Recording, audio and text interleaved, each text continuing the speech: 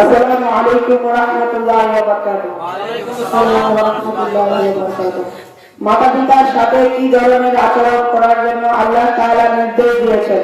আল্লাহ তাআলা মাতা পিতার সাথে সদাচরণ করার নির্দেশ দিয়েছেন, যথা সূরা আল-কাসরের মধ্যে ইরশাদ হয়েছে, ওয়া ওয়াসাইনাল ইনসানা বিওয়ালিদাইহি হুসনা, এবং কাঞ্জুল ইমাম থেকে অনুবাদ, এবং আমি মানুষকে তাকিদ দিয়েছি আপন পিতামাতার উপর সদাচরণ করতে।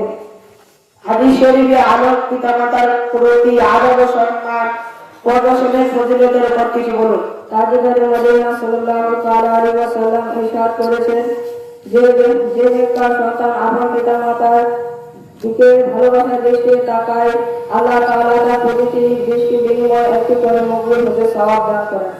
মাতা পিতার জন্য কোন দাবি করতে থাকা উচিত? মাতা পিতার জন্য এই দোয়াটি করতে থাকা উচিত, রব্বির হামহুমা কামা রাব্বায়ানি সগীরা।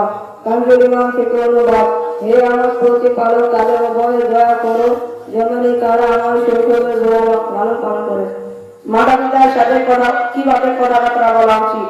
মাতা পিতার সাথে কথা বলার সময় আওয়াজকে ছোট এবং দৃষ্টিকে অবনত রাখতে হবে। তাদের উপস্থিতিতে উঁচু আওয়াজে কথাবার্তা বলা উচিত নয়। আমাদের উপর আমাদের মাতা পিতার কি রূপ দয়া রয়েছে? আমাদের উপর আমাদের মাতা পিতার অসংখ্য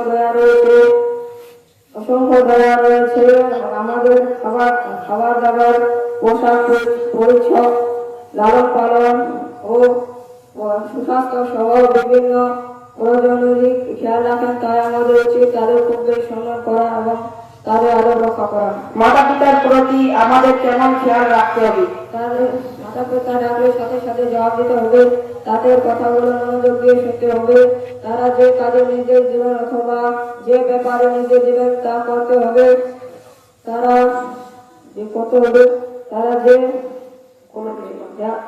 কোনো কিছু বারণ করলে তাকে দূরে সরে আসতে হবে। আসসালামু আলাইকুম ওয়া রাহমাতুল্লাহি ওয়া বারাকাতুহু।